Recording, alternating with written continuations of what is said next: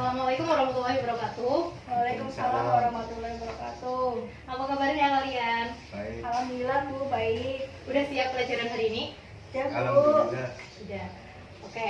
Kalau gitu sebelum kita mulai pembelajaran hari ini, kita berdoa dulu ya. Dipimpin. Ya, silakan. Cukup siap. Doa mulai. Selesai. Iya. Semoga pelajaran ini bisa berjalan dengan lancar ya. Amin. Oke. Ini masih banyak yang kosong. Kira-kira pada kemana? Saya presentasi dulu ya.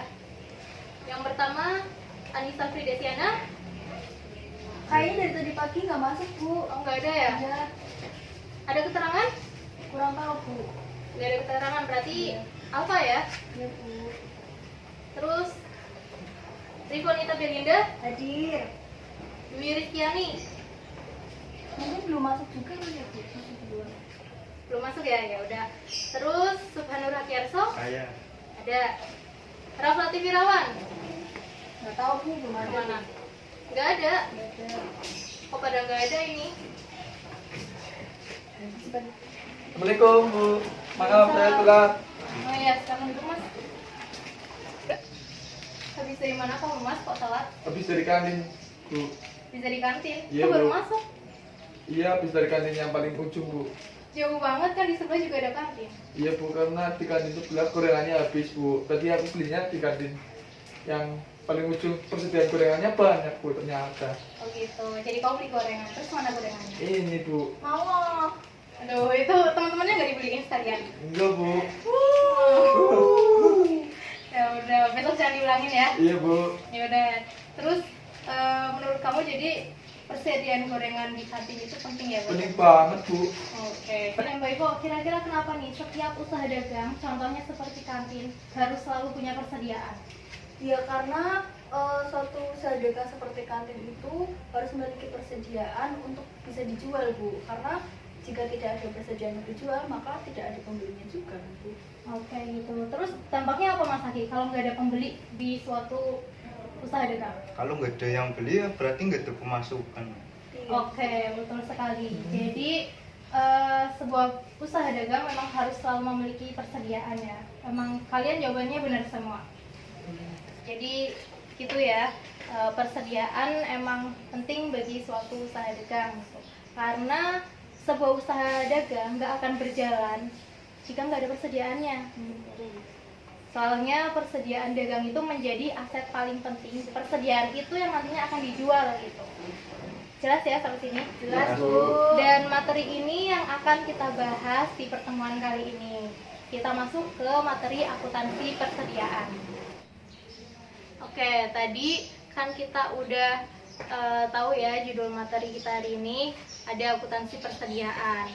Di mana akuntansi persediaan ini yang menjadi salah satu materi kita di kelas 11 ini. Terus untuk persediaan ini sendiri tidak semua jenis perusahaan punya akun ini. Jadi selain tadi perusahaan dagang seperti kantin, warung, itu kan perusahaan dagang ya, memiliki akun persediaan. Kira-kira jenis perusahaan seperti apa lagi yang punya akun persediaan? Siapa yang bisa jawab? Perusahaan manufaktur Bu. Iya benar Mas Haki, perusahaan manufaktur atau perusahaan industri gitu ya. Jadi perusahaan industri ini juga memiliki akun persediaan, di mana persediaan ini menjadi salah satu pos di pos aktiva, yang salah satunya ini aktiva lancar.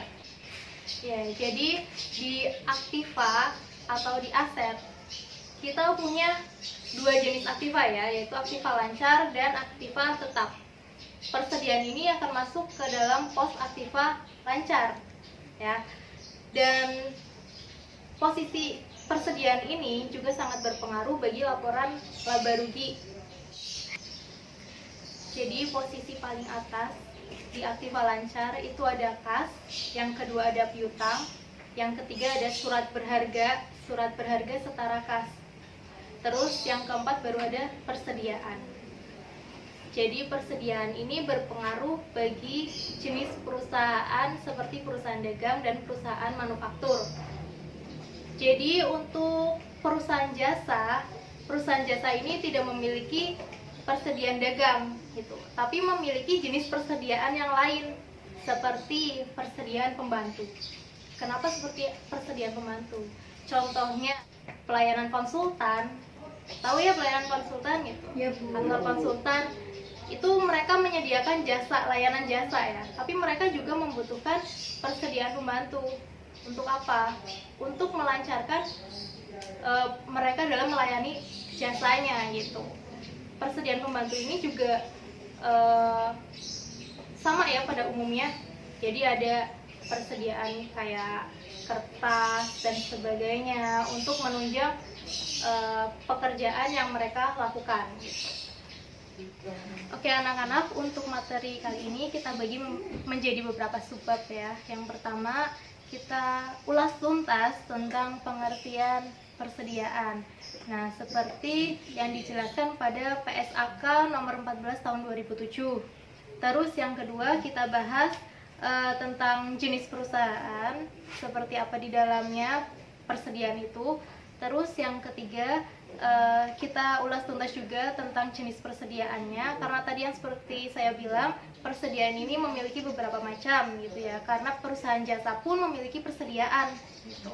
Terus yang keempat itu ada klasifikasi persediaan. Nah, terus yang terakhir kita bicarakan soal sistem pencatatan persediaan. Untuk sistem pencatatan persediaan ini ada beberapa praktik yang harus kita lakukan. Tapi kalau misal nanti waktunya tidak memungkinkan, kita bahas di pertemuan berikutnya. Seperti itu ya. Nah, kita bahas dulu mulai pengertian persediaan. Seperti yang dijelaskan dalam PSAK nomor 14 tahun 2007, nanti kalian bisa baca sendiri di buku pegangan yang udah kalian beli ya. Udah punya semua kan? Sudah, Bu. Udah, nanti kalian bisa belajar sendiri juga. Terus kalau misal ada yang mau ditanyakan, bisa saling berdiskusi atau tanya dengan saya.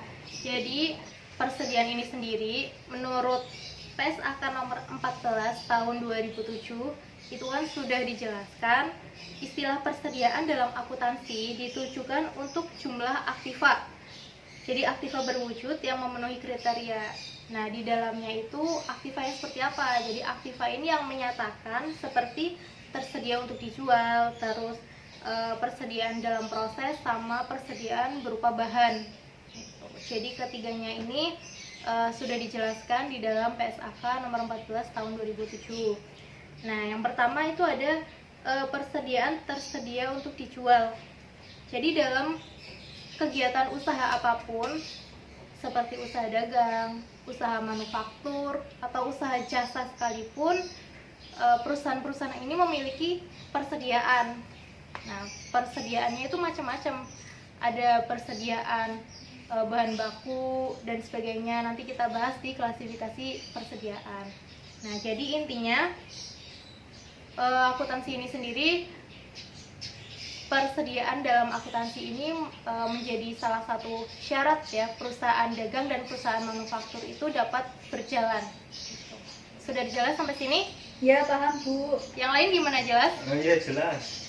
Oke, kita lanjut ke jenis perusahaan. Jadi untuk jenis perusahaan ini ada beberapa jenis perusahaan, Mbak Ivo? Berapa jenis Tiga. perusahaan? Apa aja? Perusahaan jasa, perusahaan dagang, perusahaan manufaktur. Oke, benar. Jadi ada 3 perusahaan dan ketiganya ini memiliki persediaan. Ya. Hanya berbeda kategorinya. Jadi yang terpenting dalam perusahaan dagang dan manufaktur, persediaan ini yang akan dijual nantinya, yang akan menghasilkan suatu laba bagi perusahaan tersebut. Dan laporan persediaan dalam laporan laba rugi nanti itu akan menentukan berapa besar perolehan laba yang mereka punya dari pengeluaran dan pemasukan persediaan itu sendiri. Terus untuk persediaan dagang, untuk persediaan ya dalam perusahaan dagang ini ada barang siap jual atau biasa disebut barang dagangan gitu. Jadi barang dagangan ini tidak memiliki banyak perubahan ketika dibeli, atau biasanya kita sebagai penjual ya, kita membeli barang dari apa namanya? Distributor. Kita membeli barang dari distributor atau pusat grosir. Nanti kita akan jual lagi. Nah, jadi barang tersebut masuk, terus kita akan jual atau keluarkan. Nah, nanti hasil dari penjualan barang itu yang akan menghasilkan laba bagi perusahaan gitu. Dan selama masa penjualan itu kita tidak mengubah, atau setidaknya kalaupun untuk mengubah paling hanya merubah bagian kemasan atau beberapa titik saja. Jadi tidak secara total gitu. Tidak merubah bentuk barang ya. Dan untuk perusahaan manufaktur sendiri ini atau biasa disebut dengan perusahaan industri ya. Perusahaan ini memiliki beberapa persediaan. Nah, di sini contohnya ada 3. Jadi ada persediaan bahan baku, ada persediaan barang dalam proses, sama persediaan barang jadi. Benar. Jadi persediaan barang jadi, dan nantinya yang akan dijual dari perusahaan manufaktur ini sendiri adalah persediaan barang jadi gitu. Dan fungsinya untuk apa? Fungsi persediaan ini, fungsi dari perusahaan manufaktur itu ada mengolah bahan mentah menjadi bahan jadi atau bahan siap jual gitu. Itulah mengapa persediaan dalam perusahaan manufaktur ini memiliki beberapa tipe atau beberapa kategori. Jadi yang pertama seperti persediaan bahan baku, perusahaan itu habis membeli dari suatu pusat ya, dan itu bahan mentah yang akan dikelola gitu. Itu namanya persediaan bahan baku. Oke, yang kedua ada persediaan barang dalam proses. Persediaan barang dalam proses ini biasanya berupa barang setengah jadi ya, yang nantinya akan diselesaikan untuk bisa dijual. Jadi sebenarnya bisa saja persediaan barang dalam proses ini dijual namun berbentuk barang setengah jadi ya, namun itu akan didistribusikan lagi ke perusahaan yang akan menyelesaikannya gitu. Dan perusahaan ini biasanya memiliki barang jadi atau tahapan ketiga, yaitu persediaan barang jadi yang sudah jelas dapat bisa dijual ya, bisa dijual di pasaran bebas gitu. Jadi seperti itu kurang lebih untuk persediaan dalam jenis perusahaan. Terus yang ketiga kita masuk ke jenis persediaan ya. Jenis persediaan ini sendiri di dalam perusahaan jasa yang tadi saya bilang terdapat pula persediaan. Namun persediaannya hanya sebatas persediaan pembantu gitu. Persediaan pembantu. Contohnya seperti apa? Kayak tadi inventory of supplies, atau persediaan apa Mbak Ivo? Nggak tahu Bu. Nggak tahu. Persediaan barang habis pakai. Oh. Atau perlengkapan ya yang lebih mendekati dalam persediaan itu. Seperti kayak tadi kantor konsultan atau sekolah-sekolah pun memiliki persediaan untuk menunjang para guru dalam memberikan pembelajaran bagi siswanya ya. Persediaan seperti apa? Persediaan spidol, persediaan tinta, kertas dan sebagainya ya. Itu yang berupa barang habis pakai. Itu sangat mempengaruhi atau menunjang kinerja mereka dalam memberikan pelayanan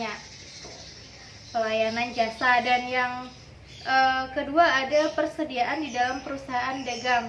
Jadi dalam perusahaan dagang ini berupa persediaan barang jadi atau barang dagangan, dan terdapat juga persediaan pembantu seperti yang tadi dijelaskan di perusahaan jasa. Terus yang ketiga, di dalam perusahaan manufaktur juga memiliki beberapa persediaan, dan persediaan ini lebih kompleks. Ada 4 jenis, yaitu persediaan barang habis pakai atau persediaan pembantu. Terus yang kedua persediaan bahan baku, Dan yang ketiga ada persediaan barang dalam proses atau barang setengah jadi ya. Terus yang terakhir ada persediaan barang jadi gitu. Dan barang jadi ini yang nantinya akan dijual atau dikeluarkan dan menghasilkan laba bagi perusahaan. Nah, terus yang keempat ada klasifikasi persediaan. Dalam klasifikasi persediaan ini, seperti yang tadi sudah dijelaskan, di jenis perusahaan ya, ada barang dagang. Barang dagang itu biasa ada di perusahaan dagang yang kurang lebih tidak merubah bentuk barang itu. Jadi barang masih pada bentuk aslinya. Terus yang kedua ada bahan baku, di mana bahan baku ini adalah bahan mentah atau barang mentah yang belum dapat dijadikan sebagai sumber penghasilan gitu ya, karena belum dapat digunakan bagi konsumennya. Terus yang ketiga ada bahan pembantu. Yang keempat ada barang dalam proses seperti yang tadi saya jelaskan, sama yang terakhir ada barang jadi gitu. Kurang lebih seperti itu. Sampai sini ada yang mau ditanyakan? Tidak Bu, jelas. Ada ya, bisa dipahami ya? Bisa Bu. Bisa. Oke. Oke, untuk sebab terakhir ya yang akan saya jelaskan itu menyangkut tentang sistem pencatatan persediaan. Jadi sistem pencatatan dalam persediaan ini ada dua versi. Yang pertama ada pencatatan periodik atau secara fisik. Jadi caranya ini di setiap akhir periode sebuah perusahaan ini akan melakukan pencatatan fisik atau perhitungan manual, di mana laporan laba rugi yang mereka punya akan disesuaikan dengan barang yang masih ada atau persediaan yang tersisa gitu. Jadi antara kesesuaian persediaan dengan laporan laba rugi itu disesuaikan dan dicocokkan hasilnya sama atau tidak gitu. Dan hasilnya ini akan diketahui ketika perusahaan ini sudah melakukan keduanya di akhir periode. Oke, untuk pencatatan periodik sudah paham yang tadi saya jelaskan? Iya Bu. Sudah ya. Nah, kita lanjut ke pencatatan berikutnya, yaitu sistem pencatatan perpetual atau sistem pencatatan secara permanen, di mana setiap perusahaan ini akan melakukan pencatatan secara terus-menerus. Jadi setiap ada penjualan dan pembelian atau pemasukan dan pengeluaran persediaan, mereka selalu catat gitu. Entah ada pembelian barang dagang atau ada penjualan barang dagang, mereka selalu catat dalam jurnal ya, atau pencatatan laporan keuangan yang telah ada gitu. Jadi secara terus-menerus berkontinu, tidak hanya di akhir periode saja gitu. Nah, kurang lebih seperti itu ya materi ini. Sudah paham atau masih ada yang perlu ditanyakan sampai sini? Sudah Bu, sudah paham. Sudah ya. Jadi nanti kalau saya adakan kuis atau saya beri soal harus bisa semua ya. Ya. Harus bisa dong, kan kalian anak pintar. Amin. Oke. Ya, nah sekarang Ibu pengen tahu kesimpulan dari kalian. Nah, berhubung tadi ada yang ngantuk terus ya kayaknya. Jadi Ibu mau nunjuk yang ngantuk terus nih. Mbak Ivo, kira-kira kesimpulan materi hari ini apa? Jadi Bu, persediaan itu merupakan salah satu akun aktiva yang dimiliki oleh perusahaan untuk dijual dalam proses operasi bisnis normal, atau barang yang akan digunakan dalam membuat barang yang akan dijual. Nah, tepat sekali. Ya, kasih aplaus. Ya, betul ya, berarti dari tadi walaupun ngantuk tapi tetap menyimak dengan baik ya. Ya Bu. Oke, bagus. Dan seperti itu ya materi kita hari ini, materi akuntansi persediaan ya, di mana persediaan ini menjadi salah satu akun paling penting di perusahaan dagang maupun perusahaan manufaktur. Sebab kalau tidak ada persediaan, maka mereka tidak memiliki barang atau sesuatu untuk diolah, bahkan untuk diperjualbelikan gitu. Sudah paham? Ya, Bu. Nanti habis ini saya kasih tugas ya, ketua kelas nanti menghubungi saya di ruang guru untuk saya beri soal-soalnya, jangan lupa dikerjakan di rumah. Untuk pertemuan berikutnya kita akan bahas soal-soal yang telah kalian kerjakan. Terus sama saya akan memberikan materi tentang subtema yang terakhir, yaitu tentang pencatatan persediaan dengan sistem perpetual maupun sistem periodik ya. Oke, cukup sekian. Terima kasih. Jangan lupa untuk kalian jaga kesehatan, tetap semangat belajar ya. Ya, Bu. Terima kasih. Wassalamualaikum warahmatullahi wabarakatuh.